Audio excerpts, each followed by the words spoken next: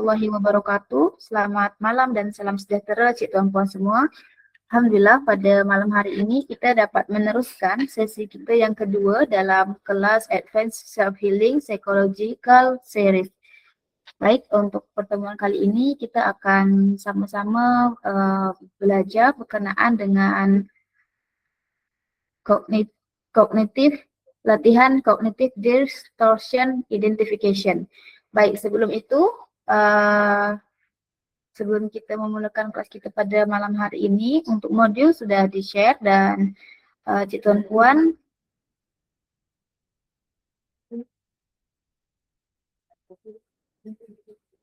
silakan jangan lupa untuk mengisi borang serta untuk mengisi borang kerana setiap sijil ialah satu sesi ya. Jadi setiap sesi akan ada sijilnya. Baik ya. Sebelum kita memulakan kelas kita pada malam hari ini, ada baiknya kita awali dulu dengan membaca umum kitab Al-Fatihah.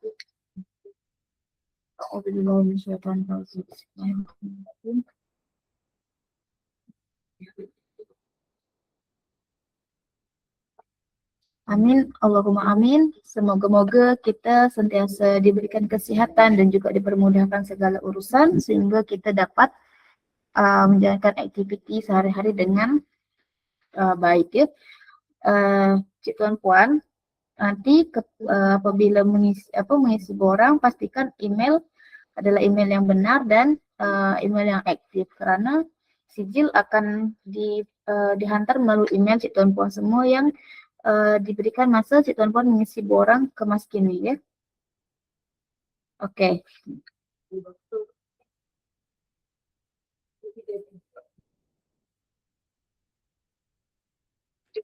Baik, untuk borang sesi 1 sudah di-share dekat grup dan juga rekaman serta modul. Mungkin nanti kalau ada yang baru join dalam grup ini pada hari ini, kita akan hantar semula.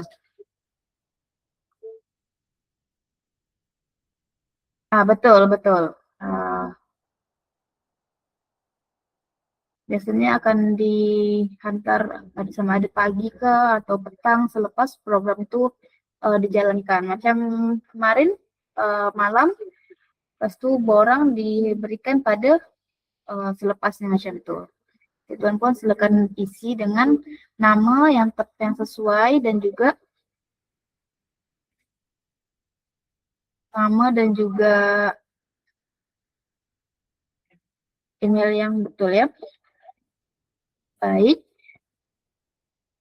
tanpa melengahkan masa, kita mulai masuk kepada materi. Langsung saja di sini saya menjemput Encik Safwan untuk mengendalikan kelas kita pada malam hari ini sesi yang kedua. Pada Encik Safwan dipersilakan.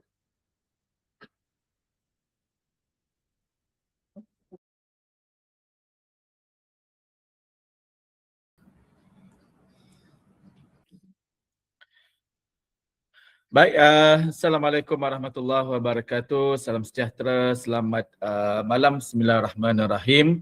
Alhamdulillah Rabbil Alamin. Wassalatu wassalamu ala asyrafil anbiya wal mursalin wa ala alihi wa sahbihi ajma'in. Syukur kita pada Allah Subhanahu wa taala kerana dengan limpah izin dan perkenannya jua kita dapat bersama-sama untuk kita meneruskan lagi ya kelas kita di kelas Advanced Psychological Self-Healing ya.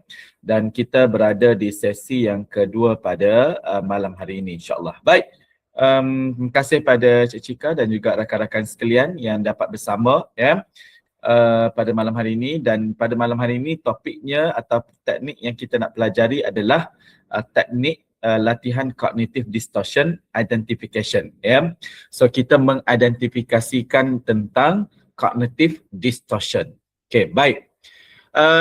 Bila kita bercakap ya ataupun kita bercerita tentang cognitive distortion, okey, nama dia kalau kita bahasa Melayukan dia tu hairotan pemikiran ya, hairotan kognitif, okey. Jadi bila kita sebut hairotan ni selalu kita lihat dia sebagai sesuatu yang buruk ya. Tapi memang sebenarnya cognitive distortion ini dia dia bukan buruk ya, tapi dia adalah kebiasaan dan cara kita untuk kita mentafsirkan sesuatu perkara ya. Jadi dalam kehidupan kita, kita lalui banyak sekali pengalaman-pengalaman ya, dan daripada pengalaman-pengalaman itu kita akan membuat tafsiran kepada pengalaman itu ya, kerana cara otak kita bekerja, dia tidak bekerja dengan apa yang dinampak ya. Contoh ya, contoh ni botol kan, okey. Walaupun tak apa nampak sangat. Ni botol, okey. Tapi otak tak akan melihat ini, dia tak boleh melihat benda ni kecuali kita yang mentafsirkan ini botol, okey. Boleh jadi orang lain mentafsirkan bendanya lain, okey. Macam saya sebut kemarin ya, ada orang melihat ini bulat, okey. Ada orang lihat ini panjang, ada orang lihat ini putih, ada orang melihat ini lutsina, ya. Jadi adakah semua orang, setiap orang yang menyatakan itu salah? Mereka tak salah, okey. Jadi yang terjadi adalah mereka mentafsirkan mengikut apa yang mereka lalui, ya, apa yang mereka pelajari, ya. Dan dalam kehidupan kita, kita melalui semua pengalaman yang sifat pengalaman asalnya adalah neutral. Okay. Semua peristiwa, semua kejadian itu sifatnya neutral. Tapi bagaimana dia menjadi tidak neutral, ia bergantung kepada setiap orang. Okay. Setiap orang akan memberi makna kepada keadaan tersebut berdasarkan apa yang mereka lalui atau apa yang mereka ingin tafsirkan. Okay. Kadang-kadang kita lalui perkara itu, kita tahu perkara itu perkara yang buruk. Tapi ada orang dia tak lihat perkara itu buruk. Dia mentafsirkan itu sebagai sesuatu yang baik. Okay. Jadi secara umumnya bila kita sebut cognitive distortion ini memang herautan pemikiran. Tapi herautan pemikiran bagi setiap orang, herautan pemikiran itu adalah perkara yang dia yakini benar. Okay. Dia yakini benar, tapi boleh jadi dia salah pada orang lain, atau dia salah pada nilai, atau dia salah pada perkara-perkara yang sifatnya adalah sifatnya menyatakan itu salah. Tapi bagi dia, dia kata itu betul. Ya? Kenapa itu betul? Kerana dia memilih untuk mentafsirkan mengikut cara dia ingin mentafsirkan.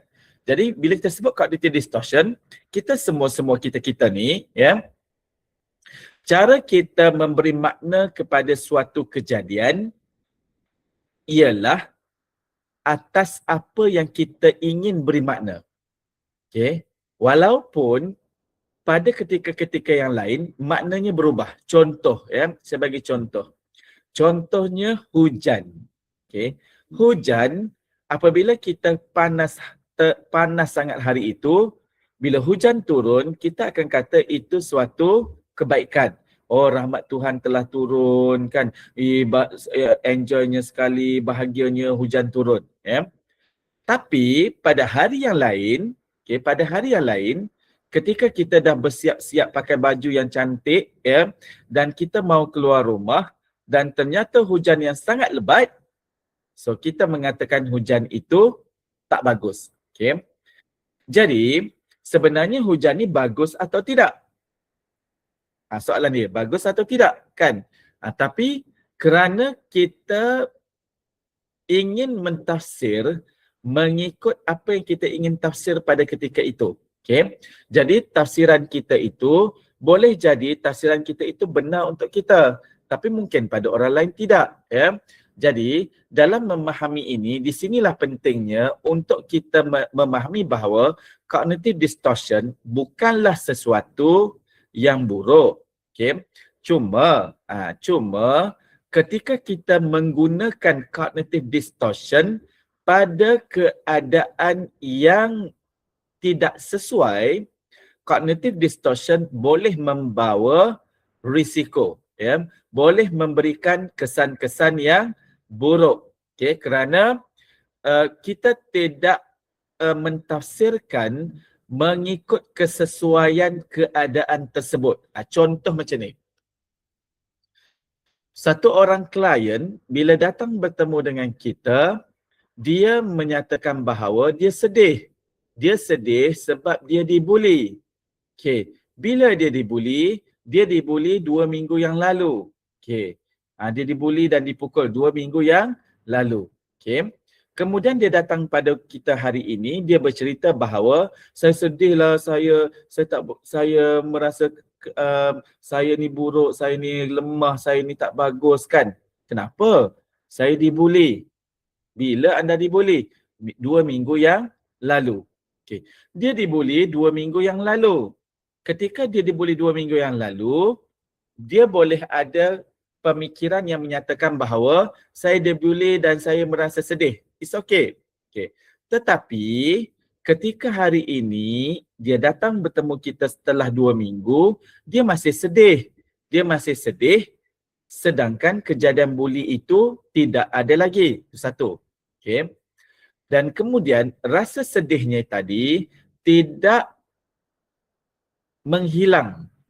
Okay. Sedangkan peristiwa tadi telah berlalu pergi. Okay. Jadi yang ada sekarang apa?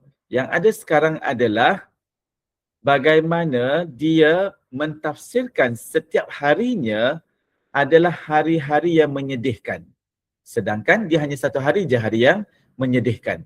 Jadi dalam konteks ini dipanggil cognitive distortion yang tidak bermanfaat berikutnya. Okay. Di awal tadi memang kita kata okey, saya dibuli. Saya dibuli dan saya rasa sedih. Okey. Jadi dalam pemikiran dia bahawa dia percaya bahawa kalau dibuli saya sedih. Betul lah kan? Bila dibuli dan sedih. Okey. Tapi bila selepas 2 minggu dia dibuli, dia masih lagi sedih. Dia masih tidak dapat membezakan keadaan semasa dengan keadaan yang sebelumnya. Okey. Walaupun memang dia teringat, dia mengingati keadaan itu. Tetapi perasaan yang dia bawa tadi, kesedihan-kesedihan yang dibawa tadi itu, dia selalu relatekan dengan pengalaman dia yang mula-mula. Jadi dia melihat bahawa semua yang dia lalui selama 2 minggu ini adalah semua yang menyedihkan. Sedangkan apakah pasti dia hanya melalui satu peristiwa itu saja sejak 2 minggu yang lalu. Okay. Mungkin ada banyak dah peristiwa-peristiwa yang berubah. Jadi ini contoh Jadi bila kita sebut cognitive distortion, asalnya cognitive distortion itu secara umumnya ialah kalau kita sebut nama dia, istilah itu tidak benar. Istilah tu istilah yang salah sebenarnya. Tapi memang secara biasanya kita mengamalkan. Okay, jadi semua kita pasti mengamalkan cognitive distortion itu. Okay. Dia buruk atau tidak? Dia sebenarnya tidak buruk. Memudahkan kita sebenarnya untuk kita menjalani kehidupan ini kerana kita ada satu belief tentang satu perkara. Either dia dah jadi atau belum jadi. Okay. Jadi kalau dah jadi, untuk berikutnya kita berhati-hati. Kalau dia belum jadi, untuk berikutnya kita melakukan persediaan. Okay. Jadi itu konsepnya. Tapi yang berlaku adalah ketika keadaan tadi, belief tadi, pemikiran-pemikiran tadi tetap berterusan apabila eventnya telah hilang. Jadi kita mentafsirkan semua perkara mengikut satu kejadian. Jadi tafsiran berikut-berikutnya, walaupun kita melalui kegembiraan, kebahagiaan, mungkin kawan kita ajak minum kopi ke, kawan kita lepas tu berjalan-berjalan ke dan sebagainya, dia tidak merasa gembira. Kenapa? Sebab dia melihat bahawa dia telah mengalami episod kesedihan yang mula-mula tadi. Okay? Jadi ini adalah pendekatan di bawah pendekatan kognitif. Jadi sering kali orang melihat bahawa ketika dia melalui satu kejadian atau satu peristiwa, dia akan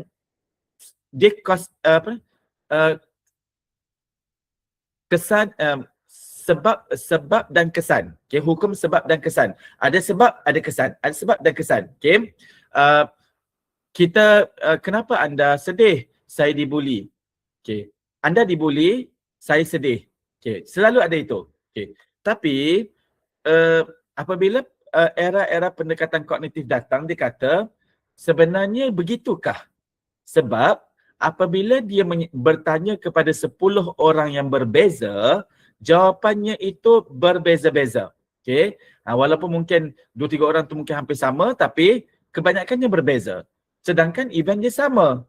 Jadi sebenarnya yang terjadi dalam kejadian, satu-satu kejadian ini, dia dikarenakan oleh kejadian itu atau ada sistem lain yang sebenarnya telah berfungsi.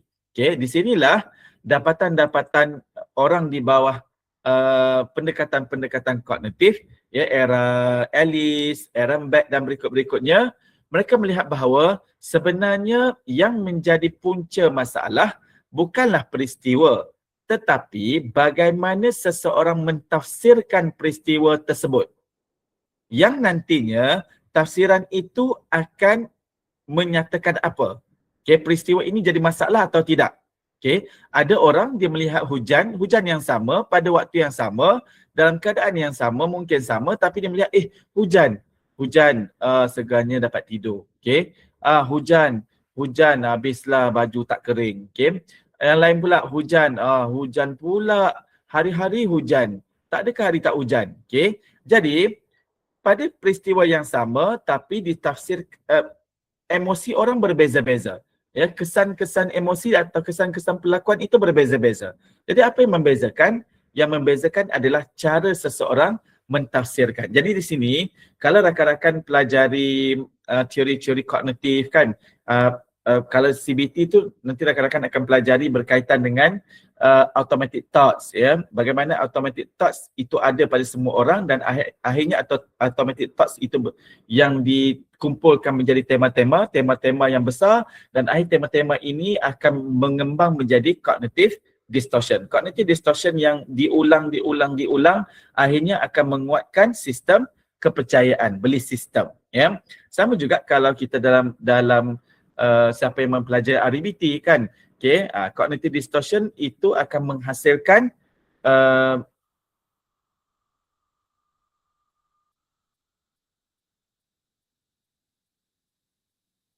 bukan unfinished business,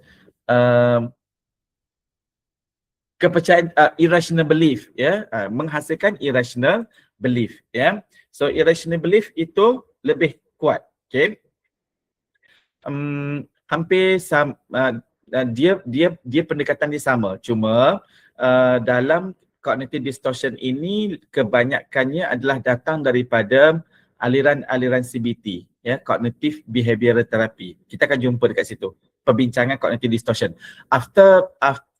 Ada orang yang sebenarnya dia mengkaji cognitive distortion saja. Ehrenberg memperkenalkan teori kognitif, yang teori kognitif itu nanti akan menjumpai yang disebut sebagai cognitive distortion. Ellis menjumpai tentang irrational belief, okay, konsep-konsep irrational belief, okay. Tapi dalam cognitive distortion, Ehrenberg dia memperkenalkan konsep dysfunctional belief juga, tapi ada perbezaan. Kenapa ada perbezaan? Kerana mereka bekerja di setting apa, okay. Ellis merawat klien-klien yang bukan klien-klien, banyaknya bukan klien disorder, tapi Ehrenberg merawat semua klien-klien adalah klien-klien depression, klien-klien anxiety yang berat, okay, klien-klien yang memang disorder. So perbezaan ini yang nanti akan menunjukkan cara mereka menyatakan belief itu dalam bentuk berbeza, okay. Kerana bagi Ehrenberg, dia percaya bahawa yang sebenarnya terjadi adalah dysfunctional belief, okay. Bagi Ehrenberg, bagi Ellis, dia percaya bahawa masalah itu datang kerana orang ada yang disebut sebagai irrational belief, okay. Itu dua perbezaan lah, ya, okay. Tapi apa-apa pun ada seorang lagi yang sebenarnya mengkaji, cuba cari, ya, David Burns nama dia, David Burns, yang mengkaji tentang cognitive distortion saja. Dia percaya bahawa masalah manusia ni adalah cognitive distortion. Dia hanya pergi satu bahagian je. Baiki di cognitive distortion, yang lain akan terbaiki. Dia ada terapi cognitive distortion, boleh cari David Burns, ya. Dia ada buku dia. Okay. Tu kalau nak detail lah, ya, mungkin kawan-kawan nanti mau. Tapi yang ini hanya kita nak pelajari mengidentifikasi saja cognitive distortion. Ya, sebab nanti bila kita bersama klien, sebenarnya kita akan nampak ada banyak cognitive distortion dibawa oleh klien. Hidup saya telah musnah, kenapalah Tuhan uji saya, kenapa tak uji orang lain, kenapa saya yang derita kan, kenapa saya diuji dengan ujian yang berat. Tu banyak tu. Itu semua adalah ayat-ayat cognitive distortion. So kita pada malam hari ini adalah kita nak belajar dan juga kita nak memahami apakah itu cognitive distortion dan apakah kita jenis-jenis cognitive distortion yang juga kita amalkan. Okay. Saya sebut tadi awal, cognitive distortion ni tak salah. Okay, dia bukan salah. Tapi sekiranya digunakan pada konteks yang tak tepat, dia akan ada risiko. Risiko-risiko yang bawa pada emosi-emosi yang buruk, tingkah laku yang mungkin buruk ya. Kerana cognitive distortion itu pada masanya boleh digunakan, pada masanya tu tak sesuai. Okay. Dan cara kita nak memastikan cognitive distortion itu boleh digunakan atau tidak, dia perlu diuji ulang, dibuktikan bahawa cognitive distortion itu adalah benar. Dia macam ni, contoh cognitive distortion ni macam ni. Ada global labeling. Global labeling ni biasanya berkaitan jantina. Kan? Kita selalu, bos perempuan nak masuk tempat kerja kita ni, habislah, mampuslah kita nak kerja nanti. Cewek macam nak mampus. Selalu macam tu kan. Kita ada, itu dipanggil global labeling. Melabelkan bos perempuan cerewet. Okay. Kalau bos lelaki, okay. Bos lelaki tak ada apa, okay, rasa boleh kerja kan. Okay. Jadi, bos tu belum masuk lagi. Okay. Kita dah mula susah hati, tak boleh tidur kan. Makan tak kenyang, tidur tak lena, mandi tak basah kan. Memikirkan bos yang akan masuk tu. Tahu-tahu pula bos perempuan. Aduh, lagilah kita tak tidur malam contohnya. Okay. Udahnya bila saya sampai besok, mungkin dia tak seperti itu. Okay. Tapi sebab kita terpengaruh dengan global labeling. Okay. Boleh jadi irrational, tapi dalam konteks cognitive distortion ni dia ada nama dia. Nanti kita pergi ya. Okay. Alright. Itu contoh-contoh. Nanti ada 15 yang kita akan pelajari. Saya ada bagi pada rakan-rakan semua. Ada worksheet daripada Aaron Beck, satu. Ada worksheet yang satu lagi adalah untuk dia berikan nama, kemudian ada penjelasannya, dia bagi contoh. Kemudian rakan-rakan juga masukkan contoh sendiri. Kan yang biru tu ya. Yang tu kalau ada masa tu rakan-rakan boleh buat ya. Untuk memahami cognitive distortion. Okay. Dan juga kita nak memahami cognitive distortion kita masing-masing. Semua kita pasti ada cognitive distortion itu. Okay. Cuma cognitive distortion ini boleh digunakan atau tidak? Saya dah selalu sebut cognitive distortion boleh digunakan. Okay, memang kita hidup pun macam tu. Kita kan percaya apa yang kita suka. Betul kan? Kita tak suka seseorang itu. Contohlah kita jumpa orang tu kan. Orang tu marah kita. Kita tak suka dengan dia. Betul kan? Kita tak suka dia. Nanti kita jumpa lagi 1 minggu lagi, kita akan dah ada dah. Aku tak suka dia. Jahat. Okay. Jumpa sebulan lagi, aku tak suka dia. Jahat. Okay. Orang yang sama kan, tapi apakah memang dia jahat selama-lamanya? Belum tahu. Tapi sebab kita tak suka dia, jadi kita kata dia jahat.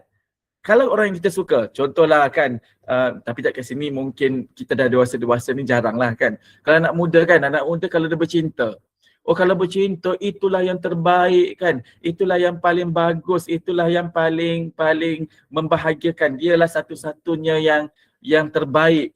Kan? Bila putus cinta, dialah hantu, dialah hancur, dialah semua. Jadi, ketika dia suka, cognitive distortion itu selalu melihat orang itu baik. Walaupun dia tu memang lambat lah kan. Suka tak tepati janji lah. Lepas tu makan kita yang kena bayar lah, macam-macam. Tapi waktu tu, semua indah. Sebab kita hanya melihat dia indah-indah belaka. Tapi bila kita putus, semua buruk. Sedangkan mungkin dia ada sisi-sisi indahnya. Hilang dah semua tu. Okay. Yang nampaknya semua buruk dah. Okay. Itu maksudnya. Okay. Jadi cognitive distortion ni adalah kita seringkali mentafsirkan sesuatu ikut apa yang kita rasa ataupun kita yakini itu benar. Tapi apakah dia benar secara benarnya pada waktu itu? Itu maksudnya. Okay. Kalau dia benar pada apa yang kita fikirkan itu benar dan benar juga dengan keadaan waktu itu, kita akan rasa baik-baik saja.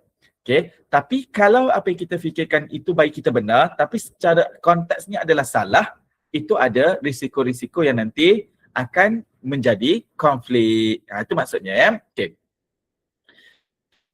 Baik. So, ni contoh tadilah ya, situasi yang berbeza, dua keadaan ini. Okay. So, dalam pendekatan ini, ya, kerana dia lihat bahawa tafsiran dan pemikiran itulah yang sebenarnya menjadi punca ataupun menjadi penyebab. Ya. Ni kalau kita belajar buat research kan, ini mediator ke, ini moderator. So, ni mediator kan. Pundak mediator, moderator kan. Mediator tu kerana ini akan menghasilkan ini. Kalau moderator ni naik, dia turunkan. Okay, itu macam itulah. Okay, so dia adalah mediator kepada emotion tu. Jadi dialah yang sebenarnya menyebabkan sama ada emosi itu baik atau tidak, tingkah laku itu baik atau tidak ya, kerana tafsiran kepada peristiwa. Bukan peristiwa itu sendiri. Okay. Jadi dalam konteks kognitif dia begitu. Jadi ketika dia memahami konteks itu, jadi sebenarnya bila kita dengan klien, kita nak melihat peristiwa ke atau kita nak melihat tafsiran dia. Di sinilah dalam pendekatan kognitif, kenapa mereka tidak penting untuk sangat mengeksplorasi tentang peristiwa yang terjadi. Bagi dia tak apa, klien bercerita tentang peristiwanya, ya saya tahu, saya faham apa yang dinyatakan, tapi yang dia ingin cari bukan keadaan peristiwa itu sebab dia faham bahawa peristiwa itu akan berlaku, memang berlaku dan telah terjadi. So apa yang menjadi berikutnya adalah sebenarnya dia sekarang bermasalah dikarenakan oleh bagaimana dia mentafsirkan peristiwa itu. Jadi kalau kita memahami cara dia mentafsir dan kita buat detection kepada cara dia mentafsir dan dia faham cara dia mentafsir, ini cara dia mentafsir rupanya, di situ apakah nanti akan berubah efek berikutnya. Ternyata ada banyak perubahan. Nanti kita akan sama-sama lakukan ya. Okey. Ini contohlah ya. So mengapa tadi ini penting? Tadi itulah ya. Kajian psikologi menunjukkan bahawa kebanyakan gangguan emosi berkait rapat dengan corak pemikiran yang tidak membantu. Ya, ini sebab istilah-istilah tak membantu ni dia istilah-istilah Ehrenberg ya. Sebab Ehrenberg menggunakan istilah dysfunctional belief. Okay, belief yang tidak berfungsi. Okay, dia tak guna rational. Sebab dia sikit lari dengan Alice tu kerana Alice melihat bahawa seseorang itu bermasalah kerana dia tidak rasional. Jadi kalau kita rasionalkan pemikiran dia, kemudian dia akan jadi baik. Tapi bagi Alice, sebab dia bersama dengan orang yang sakit mental, ketika dia rasionalkan pemikiran orang itu, ternyata tidak berlaku banyak perubahan. Okay, jadi apa yang dia buat adalah dia lakukan berikutnya. Dia memperkenalkan konsep pembuktian pada ketikanya. Okay, ikut bukti semasa, lihat bukti semasa, dan daripada bukti semasa itu timbullah idea yang mewujudkan disebut sebagai dysfunctional belief. Orang itu bermasalah kerana dia menggunakan belief yang tidak berfungsi dengan sesuai dengan konteksnya. Okay. Ketika dia gunakan belief yang sesuai dengan konteksnya, dia akan berguna. Jadi bagi Alice ni, dia bukan fikiran baik buruk. Fikiran baik ada masanya buruk. Fikiran buruk ada masanya baik. Okay, contoh, dia tengah berjalan, kat jalan nampak seorang kanak-kanak sedang berlari kan ke tengah jalan. Pemikiran dia waktu tu apa? Pemikiran dia akan jadi buruk. Budak tu nak lintas jalan, nanti kena langgar, nanti mati nanti. So, dia fikiran dia buruk. Fikiran buruk tu akhirnya dia pergi untuk menyelamatkan. Kalau fikiran baik, budak tu sedang bermain-main, tak apalah, biarlah dia bermain-main dekat jalan, dia nak bergembira bermain. Matilah dia. Okay, itu contoh. Okay, sebab tu kenapa Ehrenberg ni, dia daripada aliran yang sama dengan Alice tapi akhirnya dia berpecah. Okay, itu ada sejarahnya lah ya. Sedikit ya, kerana kawan-kawan kat sini banyak, mostly adalah kaunselor, psikologis kan, jadi mudah sikit kita bercerita ya. Okay. Baik, so apa yang terjadi, ini pengasas teori kognitif ni lah ya, nanti boleh baca ya. Baik, saya nak pergi kepada yang penting adalah kita sedikit memahami tentang cognitive distortion. Cognitive distortion ini adalah rangkuman ya. kalau rakan-rakan cari nanti di buku-buku yang lain, pasti ada banyak lagi jenis-jenis cognitive distortion. Tapi semua itu apabila dikumpul-kumpulkan, dia akan ikut tema semula. So tema dia lebih kurang macam ni lah ya, tema yang telah disusun oleh Ehrenberg dan juga oleh kawan-kawan yang berikutnya. Ya. Yang pertama adalah cara pemikiran all or nothing thinking. Okay. Dia melihat sesuatu itu dengan cara hitam putih. Sama ada dia berjaya sesungguhnya atau gagal sesungguhnya. Okay. Contoh, seorang student, okay, dia exam, bila dia exam, dia kata dia dapat keputusan. Bila dapat keputusan semua A, wah aku berjaya. Okay, aku ni hebat. Okay, semua A, dia hebat lah. Okay. Kemudian ada satu subjek pula semester berikutnya, semester berikutnya, satu subjek dapat B. Aku telah gagal segala-galanya. Hidup aku telah musnah. Masih dapat A, semua itu putih. Semua itu keberjayaan. Bila dia dapat satu je gagal, dia rasa seolah-olah keseluruhannya adalah gagal. Jadi cara pemikiran ni adalah cara pemikiran ekstrim hujung ke hujung. Okay? Kalau dia kata dia berjaya, dia akan kata dia berjaya sepenuh-penuhnya. Kalau dia kata gagal, dia akan kata dia gagal sepenuhnya. Walaupun sebenarnya masih banyak perkara-perkara yang indah. Ini selalu ada ya. Bila kita bersama dengan klien, kadang-kadang apa yang anda percaya ya, ataupun anda rasa anda sedang alami tentang hidup anda. Saya rasa hidup saya telah musnah, tak ada apa-apa lagi. Okay. Hidup dia telah musnah semua. Okay. Betul ke hidup dia telah musnah? Okay. Nanti ada latihannya lah. Kita akan kaji satu persatu apa yang musnah, apa yang tak musnah kan. Okay. Tapi itulah corak hitam putih. Maksudnya dia pergi sandaran paling hujung ke hujung. Risiko orang yang berfikir hujung ke hujung ni adalah dia tidak mudah fleksibel. Okay. Sebab bagi dia kalau gagal satu, semua gagal. Kalau berjaya, berjaya semua. Okay. Jadi dia tidak, maksudnya orang yang pemikiran begini dia sukar untuk fleksibel. Okay. Macam kita lah juga kan. Kita ada kepercayaan yang all or nothing thinking ni. Ada ya. Okay, kalau kadang kita lihat anak kita belajar, duduk kat rumah, belajar, oh anak saya baik kan. Okay. Dia sebab dia belajar kan. Lepas tu kita nampak anak orang lain pula, dia tu main-main. Itu jahat. Nak dibaik. Contoh. Padahal anak dekat rumah tu adakah dia belajar semua? Okay, tak juga kan, ada banyak juga dia main. Okay, kadang kita balik tu je baru dia belajar, yang lain tu dia main. Okay, tapi yang kita nampak dekat luar tu, budak yang main tu apakah dia memang waktu semua dia main? Tak juga. Ya. Itu dipanggil all or nothing thinking. Ya. Okay. Kemudian yang kedua adalah catastrophizing. Okay. Pemikiran yang membayangkan perkara-perkara buruk yang akan berlaku. Dia punya fikiran dia adalah dia sentiasa memikirkan perkara-perkara buruk atau perkara-perkara yang hitam akan berlaku. Okay. So dia tak boleh untuk meletakkan di pemikiran-pemikiran yang lebih seimbang. Dia apapun yang dia fikirkan, everything adalah perkara yang buruk. Okay.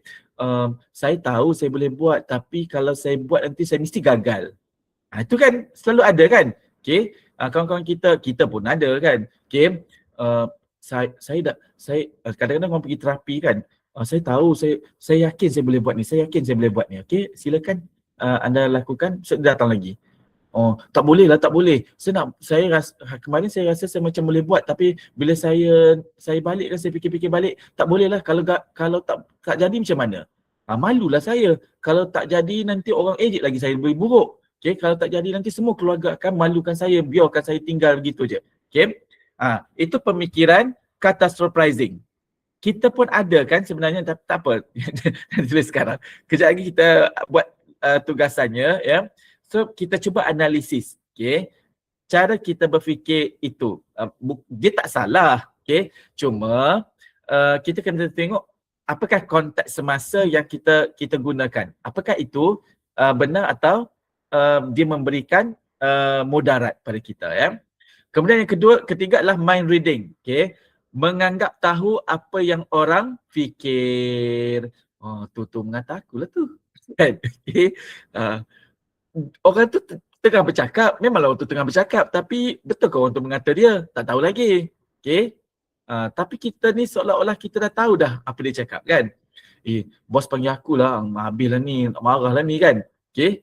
Belum tentu bos nak marah kan. Jadi emosi kita jadi buruk dah sebelum kita jumpa dengan bos. Bila kita masuk dekat bilik bos, ternyata bos bagi kita coklat bawa balik daripada Langkawi contohnya. Itu contoh. Itu panggil my reading. Kita pun banyak my reading ni. Kita kalau saya pun gunakan juga. Okay. Sebab my reading ni pada konteksnya boleh benar. Cuma ialah bila kita kata my reading, macam mana kita nak nyatakan itu tepat atau tidak, nanti ada proses berikutnya, iaitu kita perlu buktikan, kena tanya sebenarnya orangnya, betul ke dia mengata aku kan. Okay, sebab kalau tidak, kita akan selama-lamanya meletakkan andaian-andaian, dia kata aku. Dalam kita buruk berkawan dengan dia. Okay. Tapi kalau kita, dia mengata aku tu kan, okay, kita cek benar ke salah? Apa kita tanya dia? Kau kata aku aku kata kau. Tak apalah kan, kalau dia kata gitu, kita okey lah. Kita boleh terima dan terkadang taklah juga berdendam kan. Tapi kita boleh tanya lagi, kenapa mengata begini kan dan sebagainya. Okay. Itu panggil mind reading. Okay. Kemudian ada fortune telling, okay, iaitu meramal masa depan secara negatif. Okay. So biasanya ni akan menimbulkan anxiety yang kuat. Orang yang anxiety banyak sekali menggunakan fortune telling ni. Dia sentiasa melihat apa yang akan berlaku berikutnya itu adalah perkara-perkara yang buruk akan terjadi. Okay. Dia tahu dia boleh buat, tapi dia merasakan apapun yang berlaku berikutnya itu semua adalah perkara-perkara yang buruk. Okay. Itu fortune telling. Okay. Kemudian emotional reasoning, okay, memberikan alasan-alasan emosi. Takutlah nak pergi sana tu, nanti kalau ada apa-apa nanti macam mana. Selalu ada alasan-alasan emosi, okay, yang nantinya dia pada setengah keadaan boleh, tapi setengah keadaan itu akan tidak menggerakkan kita pergi ke mana-mana. Okay. Betul ya Puan Malina, betul. Itu yang saya sebut tadi. Okay, bagaimana kita membentuk cognitive distortion kerana cara kita dibesarkan, cara pendidikan, lingkungan dan sebagainya, itu semua akan mempengaruhi. Okay, that's why kenapa orang dekat sini cara pemikiran dia begini. Okay, orang dekat sini cara pemikiran dia begini. Apakah salah? Tak salah. Okay, cuma bila mereka bertemu berdua, ada konflik. Okay, jadi bila konflik tu, kalau masing-masing masih mengekalkan pemikiran mereka, itu akan jadi masalah. Okay. Sama juga dalam konteks cognitive distortion. Okay. Maksudnya kita ni semua ada cognitive distortion. Okay. Tapi kita kena sedar dan kita kena faham cognitive distortion kita. Kenapa kita identify kita punya cognitive distortion sekarang ini, supaya kita tahu sekarang ni apa yang berlaku pada kita. Dan cara kita menggunakan cognitive distortion ini, adakah cognitive distortion ini membantu kita ke atau dia sebenarnya telah menghalang kita? Okay. Contohlah kita katakan, kita sekarang sedang belajar. Bila belajar ni, penatlah belajar malam-malam ni, contoh. Okay. Itu pemikiran apa? Mungkin kita kata pemikiran tentang catastrophizing. Okay. Kemudian, kita dari siang kita dah kata penat dah belajar malam-malam. Okay. Siang kita rasa, tapi bila kita sampai malam, kita terus tidur. Besoknya kita akan kata, penatlah belajar malam-malam ni sebab kita tak pergi kelas tu. Okay. Tapi kalau kita masuk kat kelas tu, kita kena tengok, okay, betul ke penat atau tidak? Ternyata penat rupanya belajar kelas malam ni. Berat betul perbahasan dia. Okay lah, berat. Besok pula kena masuk lagi. Kenapa kena masuk lagi? Jadi tafsirannya untuk semalam. Okay, tafsiran hari ini untuk malam ni punya, apakah dia masih benar? Masuk dulu. Ternyata malam ni kelakar-kelakar pula. Okay, contoh. Ya. Jadi berubah. Jadi kita punya cognitive distortion itu, dia berguna untuk hari yang pertama. Tapi hari kedua, dia berguna atau tidak, dia perlu di testing. Jadi di sinilah memahami kenapa kita identify kita punya cognitive distortion. Tujuannya adalah untuk kita membukti ulang. Okay, bila kita bukti ulang dan kalau dia sama, it's okay. Kalau dia tak sama, kita belajar sesuatu. Okay. Baik, yang keenam, personalization. Personalization ni adalah menyalahkan diri sendiri. Okay. Sebab saya lah anak saya sakit, sebab saya lah kawan saya kena marah dengan bos tu, sebab saya lah, sebab saya. Okay. Ini personalization. Okay. Sentiasa meletakkan semua kesalahan kepada diri sendiri. Okay. Ada kan? Ni banyak ni kalau dalam kes-kes krisis, kes-kes accident dan sebagainya kan, satu keluarga meninggal, dia seorang hidup, pasti dia punya personalization dia besar. Okay. Jadi kita nak menguruskan personalization ni ambil masa, okay? Sebab dia sentiasa percaya bahawa dialah penyebab. Ya. Itu personalization. Ya. Overgeneralization ni adalah kita mengeneralisasikan satu keadaan kepada semua keadaan. Okay. Kita melalui satu kejadian, tapi kita mungkin baru sampai dekat satu office. Apalah office ni buruk contohnya. Lepas tu kita masuk kat dalam. Dia punya penyambut tetamu pula tak layan. Teruk betul lah office ni. Okay. Lepas tu kita keluar. Okay. Bila kita keluar, nanti jumpa kawan. Aku nak pergi sana tu. Tak payah pergi. Tu, buruk office tu. Tak berguna punya office tu. Okay. Lepas tu nanti dia balik rumah, dia pergi mana-mana lagi kan. Okay. Dia menjumpai lagi peristiwa yang sama. Ataupun orang yang sama. Ataupun bukan orang yang sama tapi situasi yang agak-agak sama. Tak maulah pergi pejabat tu. Pejabat kerajaan ni memang semua lembab contohnya. Kan ada tu.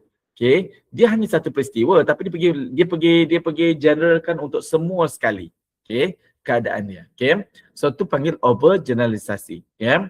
Kemudian mental filter. Mental filter ni, dia cara fikir dia adalah dia hanya memilih perkara-perkara negatif saja untuk dia tengok.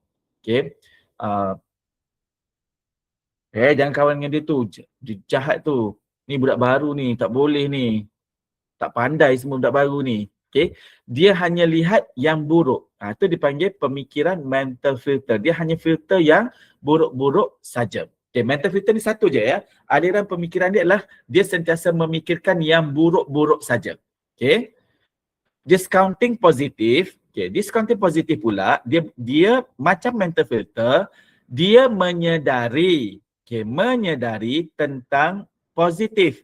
Tapi dia tidak mengakui positif itu dengan cara dia mengangkat yang negatif. Dia macam mental filter. Okay, tapi mental filter semua benda buruk. Tak ada benda baik. Okay. Ni biasanya ada orang macam ni. Ya.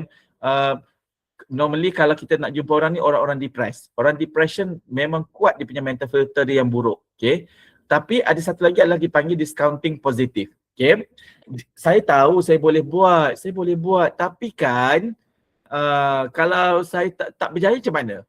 Kalau orang lain ejek saya macam mana? Okay. Ada tapi tu. Saya tahu, saya pernah jadi jadi wakil kita ni berjaya sampai sana sini, tapi itulah bila saya fikir-fikir balik bolehlah sekarang. Itu ada kan? Yang ni mental filter ke? Mental filter bukan membangkang. Mental filter ni dia punya pemikiran tu negatif semua. Okay. Dia negatif semua. Okay. Dia hanya melihat, dia tak nampak yang positif. Maksudnya tak ada hidup saya ni memang buruk, tak ada elok-elok pun, saya tak pernah rasa gembira, keluarga berantakan. Itu semua. Padahal mungkin dia dekat sekitar-sekitar dia ada kawan-kawan yang baik, semua dia tak nampak. Dia hanya nampak buruk. Tapi kalau yang discounting positif ni, dia saya tahu kawan saya tu baik, tapi yalah dia kawan saja. Okay. Boleh ke dia tolong saya? Dia macam tu. Okay. Itu dipanggil discounting positif. Okay. Kemudian should statement. Should statement yang diambil daripada 12 kata mesti dalam RBT tu. Okay, saya mesti disayangi, saya mesti dihargai, saya mesti dapat apa yang saya mahu, saya mesti tu. Okay, itu should statement. Jadi dalam CBT ni ataupun dalam cognitive distortion CBT ni dia ambil satu daripada dia ambil daripada guru dia jugalah, rakan seperguruannya dia ambil juga. Okay, dipanggil should statement. Okay. Alright. Kemudian yang berikutnya adalah kenapa sama? Oh, saya salah ni lah.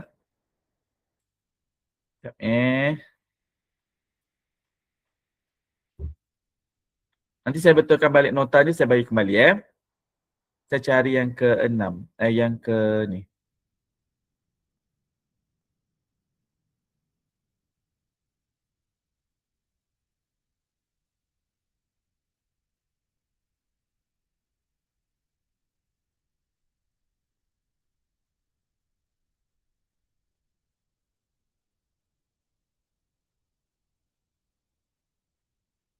Okay, dia lambat sikit tapi tak apa. Nanti rakan-rakan boleh rujuk juga dalam nota tu, ada saya bagikan bukan nota slide ni, nota slide ni salah saya pastekan tadi.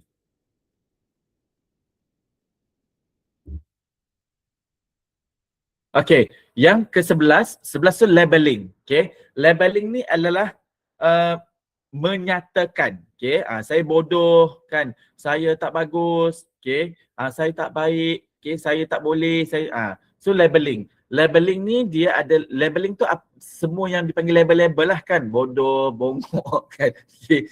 Kalau kat Malaysia ni banyaklah labeling tu kita guna Dan ada satu lagi dipanggil global labeling. Global labeling tu yang saya sebut tadi. Global labeling biasanya adalah label-label yang digunakan secara global. Okay. Tadi tu biasanya jantina kalau perempuan ni semua buruk lah.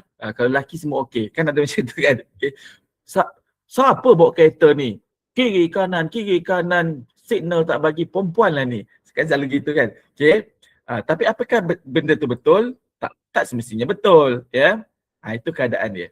Okay. Joy killer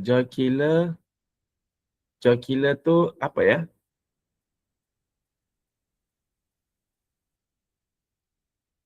11-15 tu nanti saya bagi balik yang dekat saya ni ada. Okay. Baik. Yang 12 adalah magnificent. Magnificent adalah membesarkan kesalahan-kesalahan kecil. Benda tu kecil tapi dibesar-besarkan. Okay. Bendanya tu mungkin ni je lipas saja kan. Tapi dia punya takut tu, lipas, jangan masuk bilik tu, ada lipas, nanti dia boleh ni gini. Padahal lipas je. Kan? Contoh itu dipanggil magnificent. Minimization, minimization tadi membesarkan kesalahan-kesalahan kecil. Minimization adalah mengecilkan kejayaan-kejayaan diri. Okay. Ni selalu kan ada kan. Awak kerja apa? Cikgu je. Kerja apa? Kaunselor je.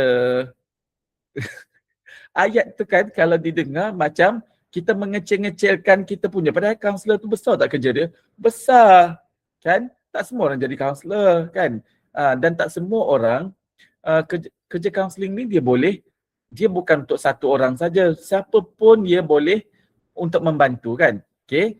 Bos besar ke, dia CEO tinggi-tinggi ke, semua tu kalau ada masalah ni datang pada kaunselor juga kan. Sama juga cikgu kan.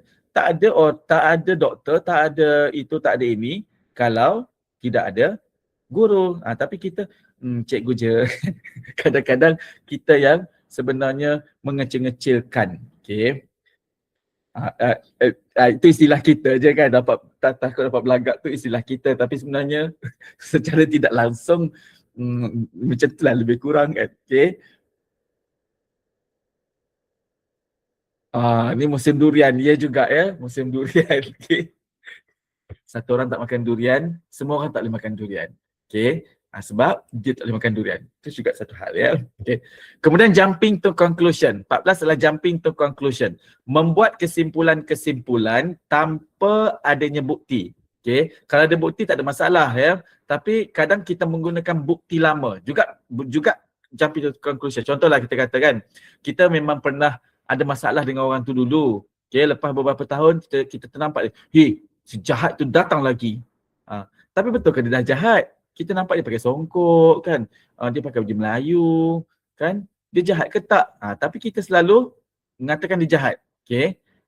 Sedangkan kita gunakan bukti yang dah lama sangat. Okay. Bukan berdasarkan bukti-bukti baru. Kemudian ke-15 adalah confirmation bias.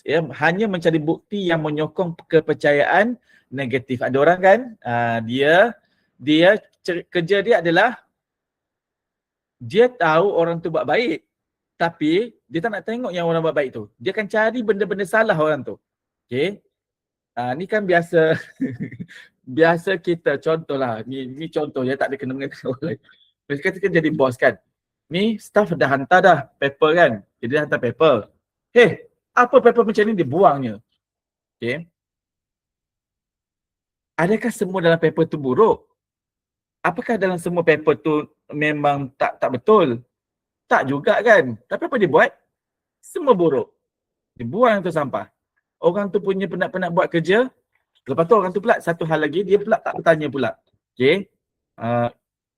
Sepatutnya dia tanyalah kan mana yang salah, mana yang betul. Okay. Udahnya kalau dia buat kali kedua pun tetap salah. Kenapa? Orang tu sentiasa berfikir buruk tentang cara orang tu. Jadi cara kerja orang tu pun akan terlihat buruk juga. Dia akan cari semua perkara-perkara yang buruk. Walaupun orang tu siapkan paper pada waktunya, at least hargailah dulu. Oh saya hargai anda hantar paper ni tepat waktu, lebih awal pada waktunya. Cuma itulah kan, dalam ni saya nampak daripada jauh pun dah typo banyak dah ni kan. Kan lebih baik kan. Okay. Tapi dia tak gitu. Ya. Dia cari sisi-sisi buruk. Dia macam ni. Cuba rakan-rakan tengok ya rancangan realiti antara Malaysia dengan rancangan realiti Indonesia. Okay. Cuba bandingkan. Okay. Cara juri kita, dia menyatakan pendapat penjurian. Okay. Kalau Indonesia, dia akan bagi buruk dulu. Okay. Biasa dia akan bagi buruk dulu. Dia akan tegur dulu. Ni salah. Kemudian dia akan ajarkan macam ni nak dibetulkan. Okay. Tapi kita ni berkata baik dulu. Walaupun sebenarnya itu buruk yang nak dinyatakan. Okay. Tapi kita puji melambung dulu sudahnya. Ni salah. Okay. Apa beza antara dua tu? Orang hanya akan capture pengalaman terakhir. Betul kan? Orang tak capture pengalaman awal tu, orang capture pengalaman terakhir. Yang buruk tu akan dilihat. Okay? Sama macam kita kalau kita tegur anak kita, kan? Kita tegur baik dulu, kemudian kita tegur buruk, dia akan sakit hati. Tapi kalau kita tegur buruk dulu, kemudian kita memberikan saranan-saranan baik kepada dia akan ingat yang baik-baik tu. Dia hargai yang buruk, tapi dia akan sentiasa menghargai yang baik-baik. Ya? Okay. Betul. Ya? Okay. Alright. Itu adalah 15 cognitive distortion. Okay. Nama cognitive distortion ni ada beza-beza. Okay. Perbezaan nama ini diberikan oleh orang-orang yang menulisnya atau menjumpainya. Nanti David Burns akan bagi nama lain. Okay. Tapi maksudnya lebih kurang sama. Okay. Kawan-kawan juga tak perlu untuk mengingat atau menghafal kalau berat. Okay. Kalau ringan silakan hafal. Tapi kalau berat tak perlu menghafal. Cukup kita tahu bahawa ketika seseorang datang kepada kita dengan masalah, pasti ada cognitive distortionnya. Okay. Yang sedang dia gunakan. So kita cari tahu apakah jenis cognitive distortionnya. Apa tujuannya? Untuk kita nanti, bila kita boleh mengidentifikan cognitive distortion, di situlah kita mencari atau kita menguji ulang tentang cognitive distortion tersebut. Okay, baik. Kerana masa kita pendek kan, saya macam ni. Rakan-rakan cuba kita buat sama-sama ya.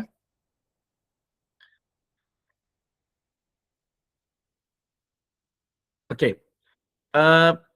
apakah kawan-kawan masih ingat ya pagi tadi ya, bila kawan-kawan bangun pagi tadi ya, peristiwa-peristiwa yang terjadi pagi tadi dan apakah yang kawan-kawan tafsirkan tentang peristiwa pagi tadi? Ingat tak? Supaya kita boleh tunjukkan bendanya. Okay. Ingat tak contoh bangun tidur terlambat, oh habislah aku dah terlambat hari ni, mesti kena marah contohnya. Atau hari ni apa? Hari ni Selasa.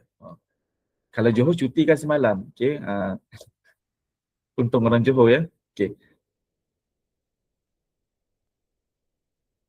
Apa lagi ya? Cuba kawan-kawan cari. Okay. Supaya kita boleh, sebabnya saya nak tunjukkan cara dia adalah rakan-rakan cuba cari satu keadaan atau satu peristiwa di pagi hari yang peristiwa itu peristiwa buruk. Okay. Peristiwa yang menyusahkan. Okay. Dan kawan-kawan bagikan makna pada peristiwa itu. Apa maknanya? Okay. Apa label dia? Apa bendanya? Okay. Contoh tadi saya kata kalau bangun lambat kan, marah anak tak bangun. Okay, bila anak tak bangun, kita marah. Tapi apa yang kita fikirkan bila anak tak bangun? Guna budak ni, contoh ya. Atau menyusahkan budak ni, contoh macam tu. Okay. Jadi, kita buat anak tak bangun kan, marah tu sebab dia punya konsekuen ya. Tapi apa yang kita tafsirkan budak bila dia lambat bangun atau dia tak nak bangun. Okay, contohnya, menyusahkan anak ni, contoh. Okay. Kemudian, cuba rakan-rakan, tadi kan cuba check dekat cognitive distortion. Cognitive distortion ini dipanggil apa? Okay. Mungkin kalau anak menyusahkan ni mungkin kita boleh letakkan black and white thinking. Ya. Cara kita berfikir bahawa kalau dia tak bangun tu memang menyusahkan. Kalau dia bangun menyenangkan. Jadi boleh kita letak black and white thinking. Contohlah ya, contoh. Okay. Kita dah tahu itu, kemudian sepanjang hari ini, cuba ingat balik sepanjang hari ini, okay, apakah memang anak kita itu menyusahkan? Okay, atau sepanjang hari ini banyak perkara-perkara yang telah menyenangkan kita. Selain daripada yang tak bangun tidur tadi. Tak bangun tidur tu satu. Tapi perkara-perkara lain yang berikutnya berlaku, ada tak anak tadi dia sebenarnya tidak menyusahkan juga? Contohnya dia makan, dia basuh pinggan, ataupun dia pergi sekolah, dia balik sekolah, dia buat kerja sekolah kan, kita tak marah-marah atau yang lain-lain. Okay. Atau memang daripada pagi memang sampai ke malam ni memanglah dia menyusahkan. Okay. Semua benda kita kena buat sebenarnya tergantung. Okay.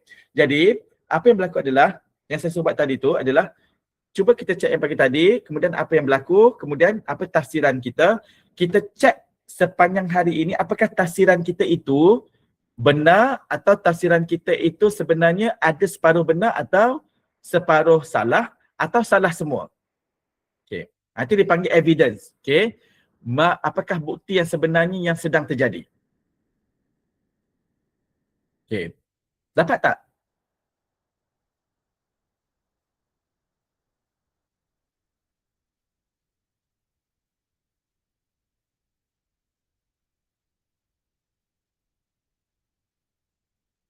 Dia kalau klien datang, kalau dalam teknik ni, kan klien datang contohnya dia berceritakan, saya ni, keluarga saya begini, okey, alright, okay.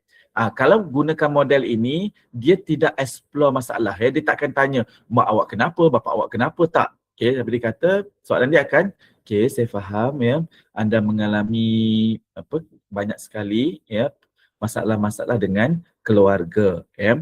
Baik, boleh saya tahu ya, apa yang anda faham, apa yang anda fahami tentang keluarga anda? Keluarga saya ni keluarga yang tak bahagia.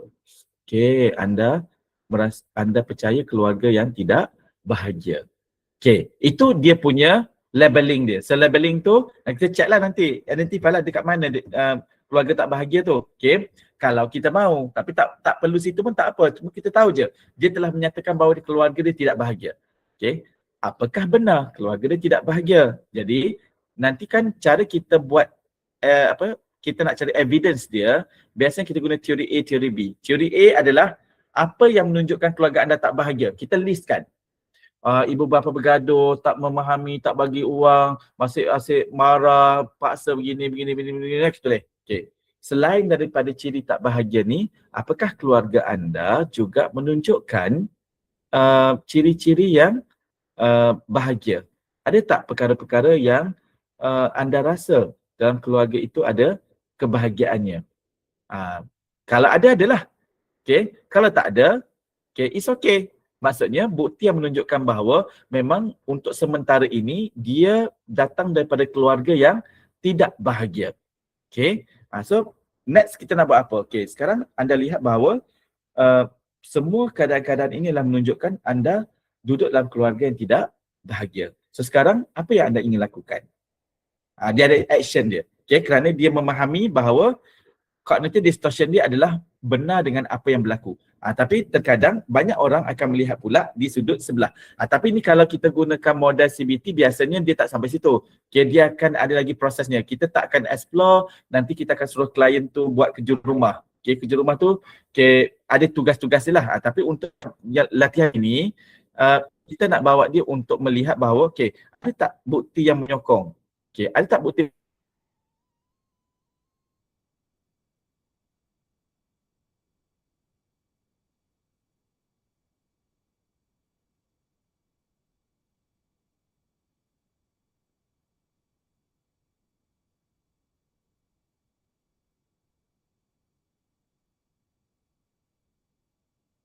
bahagian ini? Apakah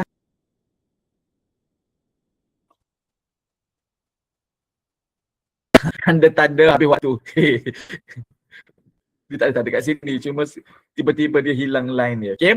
Okay. Jadi bila ada bahagian A dan bahagian B, kita akan melihat apakah kita berada di satu perspektif view atau kita ada lagi satu alternatif view yang lain. Ada tak tafsiran-tafsiran lain yang boleh anda nyatakan? Ada ke tidak? Kalau ada. Kalau tak ada, tak apa. Kalau tak ada, memang kita tak memaksa seseorang itu untuk menyatakan keluarga dia bahagia. Ternyata keluarga dia tak bahagia. It's okay. So, apa yang dia boleh lakukan untuk dia bertahan hidup dengan keluarga yang tidak bahagia ini? Itu dipanggil respon Wesley. Maksudnya, kita nak dia memberikan respon yang lebih baik.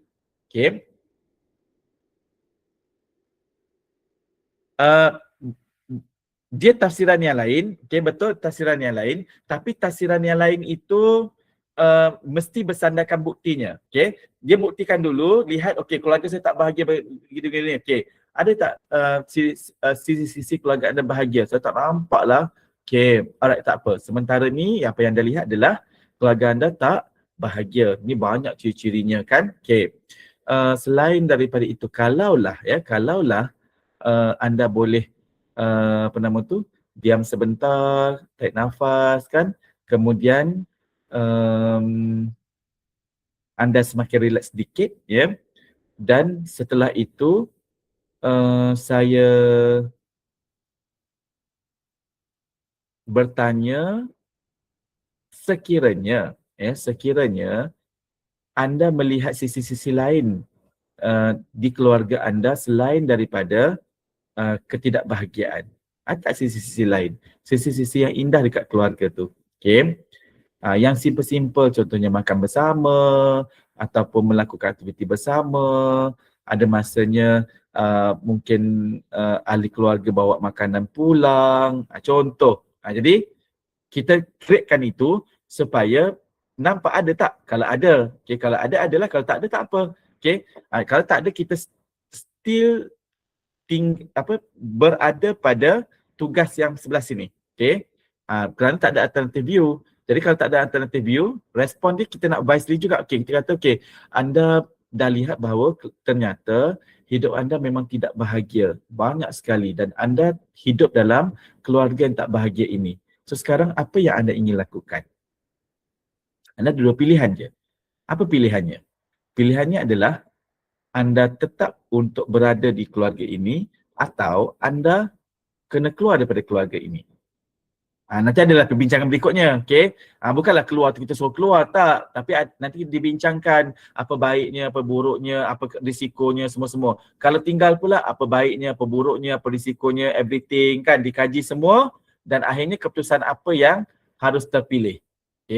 Tak adalah keputusan keluar rumah tu. Tapi maksudnya ada masanya seseorang itu tak ada pilihan dengan apa yang terjadi pada peristiwanya, tapi dia harus beradaptasi dengan keadaan tersebut. Okey, itu maksudnya dalam cerita tafsiran cognitive distortion ni. Okey.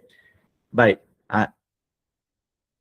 Jadi cara kita adalah tadi ya, keluarkan, kemudian kita identify. Cuma yang ini dia tidak sampai mensibitikan. Yang ini hanyalah untuk kita memahami corak pemikiran. Dan corak pemikiran itu dinyatakan dan dilihat bukti-bukti yang menyokong corak pemikiran itu. Okay, biasanya kita buat teori A, teori B je. Okay, kemudian bila dah ada, kemudian ada tak pemikiran lain, alternatif pemikiran yang mungkin timbul ataupun mungkin ada. Okay, normally kalau orang boleh melihat dua sisi, ya, sebenarnya dia akan lebih nampak apa yang terjadi. Tapi kadang memang kalau dia derita yang berat, sakit yang berat kan, sakit psikologi yang berat ni, dia memang terfokus pada satu je. It's okay, ya, kita tak paksa. Okay, tapi perlahan-lahan, lama-lama juga akan bergerak kepada dua sisi. Kenapa? Sebab semua orang pasti hidup di dua sisi.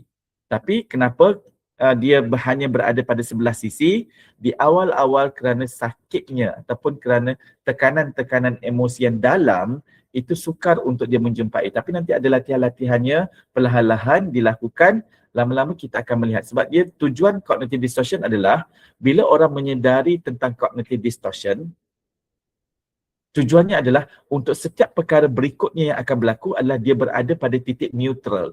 Okay? Semua perkara yang dia hadapi, okay, dia boleh merasakan buruk, dia boleh dia boleh fikir buruk, dia boleh ada rasa buruk, ya, tapi dia tetap mengingatkan bahawa dia kembali pada titik neutral. Okay, pada titik neutral tu dia buat dulu perimbangan. Apa cara sebenarnya saya nak respon yang lebih terbaik. Okay, walaupun mulut dah kata celakalah, bangang lah kan ada orang macam tu keluar mulut dia, celaka dia ni kan, contoh. Tapi dia cepat sedar dan sebenarnya apa yang betul. Okay.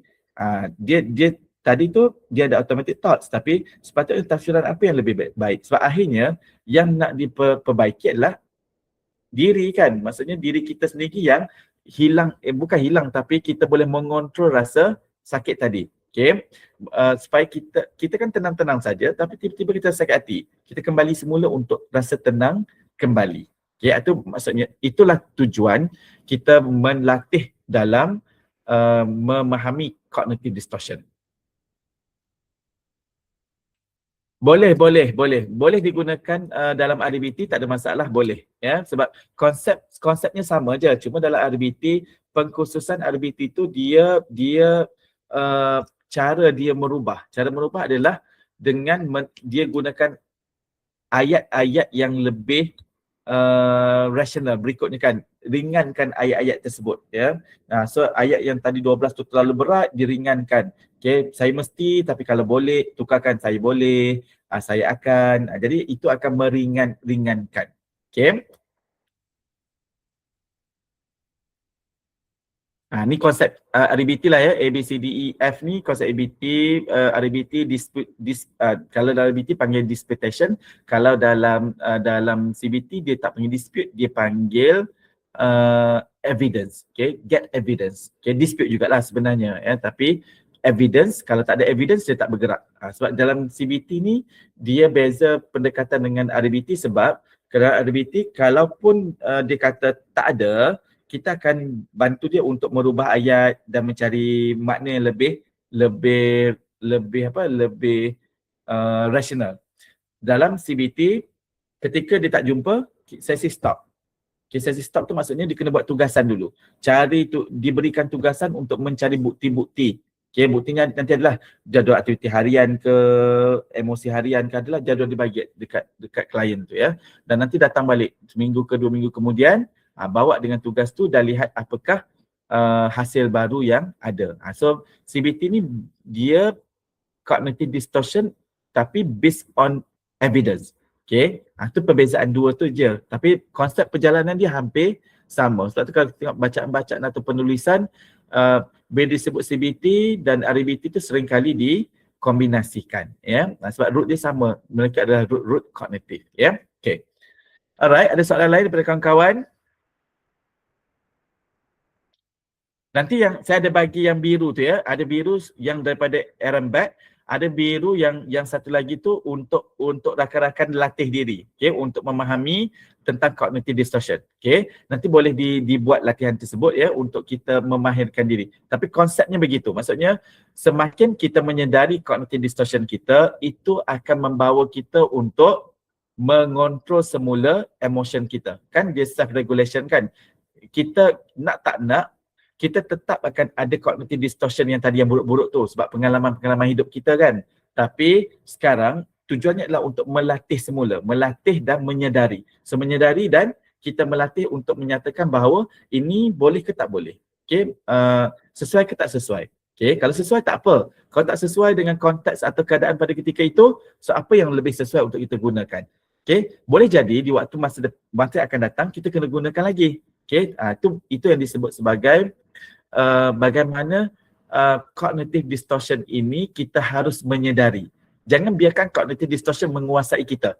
Tapi kita yang kena kuasai cognitive distortion tu supaya kita boleh kontrol dia. Okay. Kalau dia mengontrol kita, dia akan jadi negatif semula. Dia akan jadi banyak pemikiran-pemikiran buruk yang menguasai kita. Dan bila kita nak kontrol balik semula dia sebab dia dah terlalu negatif, itu susah lagi. Ya. Sebab tu kenapa kita belajar untuk menyedari tentang cognitive distortion dia.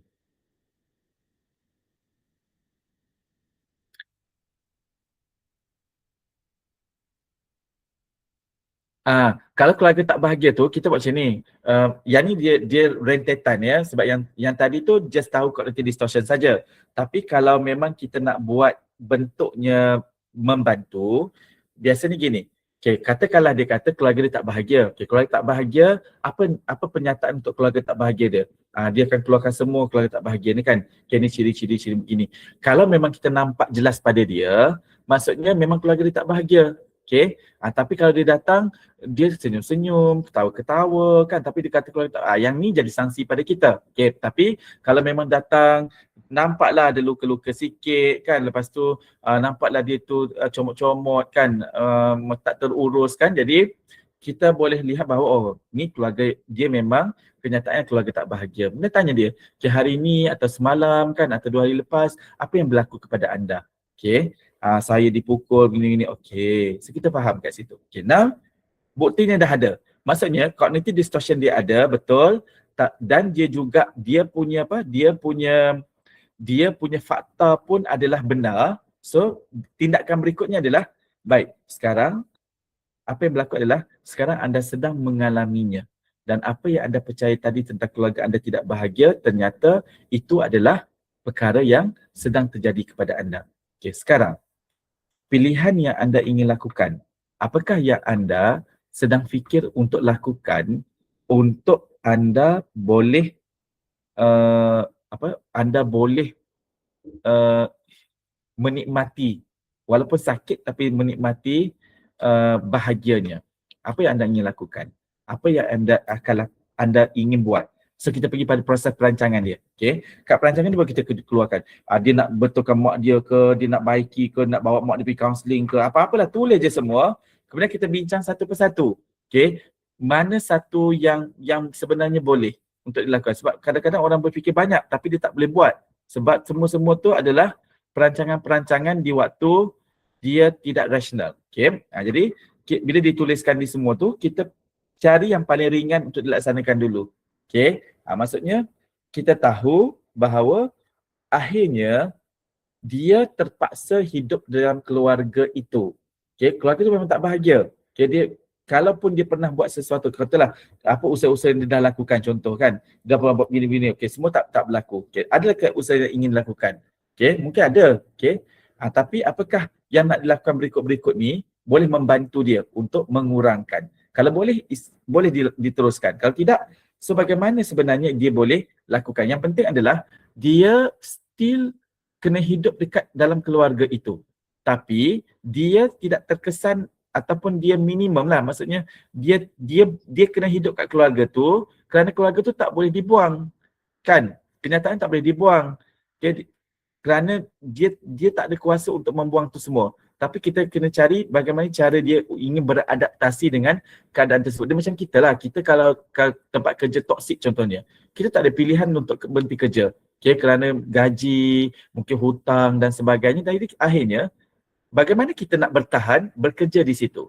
Kalau orang mengejek kita, kita dengar dan abaikan contohnya. Kan? Jadi strategi-strategi bertahan dalam situasi tersebut kerana tak ada pilihan. Kalau ada pilihan yang lain, boleh gunakan pilihan yang lain. So itu mungkin tadilah jawapan kepada ni ya, Puan Nuhanani tadi ya. Jeff, okay, mostly dalam pandangan kognitif, semua masalah itu pasti sandaran dia adalah cognitive distortion. Okay. Jadi macam mana kita nak tahu dia fakta atau tidak, nanti kita tanya dia. Okay. Yang dia fikirkan tentang perkara ini, contohlah saya telah mengalami pengalaman hidup yang buruk contohnya. Okay. Apa yang buruk tu? Okay, dia listkan semua yang buruk. Okay. Selain yang buruk, ada tak perkara-perkara yang tidak buruk? Dia ada teori A, teori B. Okay. Dia listkan semua sekali. Kalau ada bahagian A, ada bahagian B. Tunjuk balik kat dia. Okay. Lihat balik kat sini. Okay. Apa yang berlaku dalam kehidupan anda? Ada bahagian buruknya, ada bahagian baiknya. Okay. Adakah anda ingin mengatakan bahawa keluarga hidup anda buruk contohnya? Kalau dia pilih untuk kekal, it's okay. Okay, itu pilihan dia. Cuma berikutnya adalah apa action dia. Sebab nanti dia akan ada tindakan berikutnya. Okay, ada orang memang dia nak mengekalkan cara dia berfikir begitu. Tak apa, it's okay. Teruskan, okay, tapi apakah nanti hasil dia menyebabkan hati anda menjadi tenang? Jadi kita suruh dia praktis dulu. Okay, so dia nanti kita akan jumpa dia lagi. Okay, bagaimana setelah anda praktiskan menyatakan bahawa hidup anda telah musnah, anda tak ada apa-apa lagi kan? Dan bila anda jalani lagi 2 minggu ke depan dalam hidup anda ni, siapa yang anda rasa? Saya rasa tak bahagia. Okay, jadi kalau anda tak bahagia, apakah anda ingin mengekalkan cara berfikir ataupun cara anda menyatakan hidup anda ni telah musnah? Jadi kita akan sentiasa membawa klien itu untuk membukti ulang. Okay, berkaitan dengan cara dia berfikir. Tapi lama-lama nanti akan ada perubahan-perubahan berfikir. Tapi pengalaman tu ambil masa yang panjang lah. Sebab dia kena check, lepas tu kalau dia setuju, dia kena laksanakan, bukti dulu. Bukti tu boleh tak menghasilkan kebaikan pada dia. Kalau datang kebaikan, it's okay. Tapi kalau tak datang kebaikan, dia akan datang dengan masalah. So datang dengan masalah, so apa yang nak diteruskan. Okay, berikut-berikutnya kita akan check lagi. Okay, itu kalau dalam sesi lah ya, sesi yang panjang. Okay, sebab sesi yang panjang tu mesti sandaran dia kepada teori balik semula. Okay, tapi dalam teknik ni kita hanya ambil satu saja teknik daripada teori. Okay, yang mana nanti teknik ni kita boleh gunakan. Okay, untuk kita membawa klien untuk dia melihat bahawa cara dia berfikir itu adalah cara berfikir satu sisi. Kalau dia boleh berfikir dua sisi, apakah pandangan dia lebih terbuka? Okay, apakah yang dia lihat lebih baik? Okay, contohlah dia kata, klien datang kan, dia kata saya ni tak ada, saya ni memang teruk lah, saya ni tak ada apa yang baik dengan saya ni. Okay, apa yang tak buruknya? Okay, gini. Okay, sisi baik? Tak ada sisi baik. Okay lah, kalau rasa tak sisi baik. Tapi saya nak tanya awak ya, macam mana awak boleh datang sini ya? Saya jumpa, saya ada kawan saya bagi tahu kalau saya ada masalah pergi jumpa kaunselor. Okay, masa kawan awak jumpa awak tu, bagi tahu pada awak tu jumpa kaunselor, dan awak ambil tindakan untuk hubungi kaunselor. Betul kan? Itu perkara baik ke perkara buruk yang awak lakukan? Baiklah. Okay. Lepas tu tanyalah satu-satu sampai step dia jumpa depan kita ni. Okay. Datang sesi tepat waktu. Masa datang sesi tadi, sebelum datang sesi, bangun awal ke, pakai baju apa ke, pakai wangi-wangi ke. Jadi perbuatan-perbuatan tu semua perbuatan baik ke perbuatan buruk? Perbuatan baik. Jadi awak ni, hidup awak ni awak merasakan awak ni buruk, semuanya buruk, atau sebenarnya banyak yang baik-baik yang anda lakukan? Jadi itu membuka sisi sebelah lagi. Okay, itu yang simple lah, bagi kes-kes simple. Sebenarnya kes-kes simple tu kita boleh dapat dalam sesi. Okay, tujuannya adalah untuk dia melihat satu sisi lagi.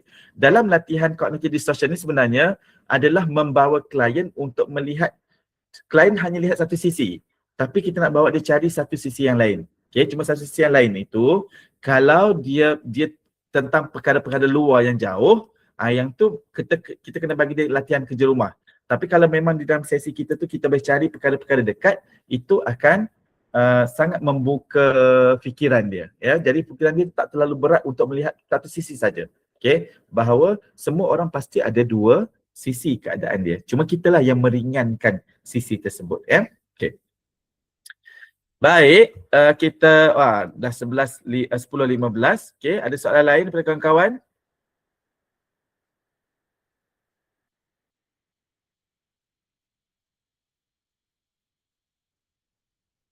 Okay, kalau tak ada, insyaAllah kita sambung di esok hari. Ya.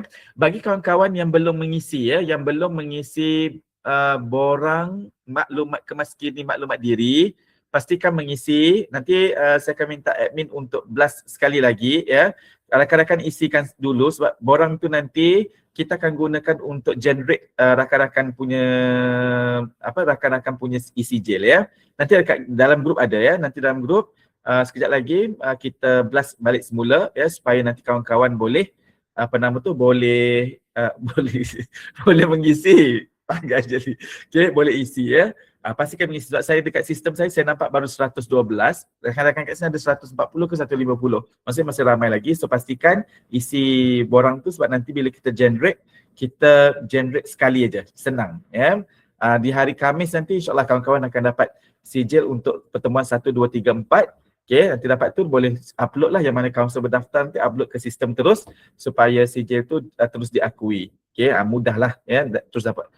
Dia kan ambil masa sikit kan, bila upload tu 2-3 hari baru admin mereka isi endorse dekat sistem ya. Dah isi tak payah isi lagi, sekali cukup ya. Yang dah isi tak payah isi lagi, yang belum isi sebenarnya. Yang belum isi boleh mengisi. Yang dah isi is okay, sekali saja cukup. Okay. Alright, so saya ingat itu saja untuk malam hari ini. Terima kasih banyak atas kesempatannya ya. Mohon maaf terlebih waktu ya. Semoga-moga sihat-sihat selalu ya. Pastikan sebelum tidur kita ciptakan cara berfikir yang baik ya. Kalau ada perkara-perkara berfikir tak baik tu, kita ingat semalam kita belajar ya. Kita beritahu pada diri kita fikiran tak baik tu kita simpan dulu, besok kita sambung ya. Untuk malam ni cukup sampai sini, saya nak rehat. Okey, so beritahu pada diri kita supaya kita boleh berehat dengan baik dan tenang insya-Allah. Jumpa lagi. Assalamualaikum warahmatullahi wabarakatuh. Salam sejahtera, selamat beristirahat buat semua. Terima kasih semua, jumpa lagi.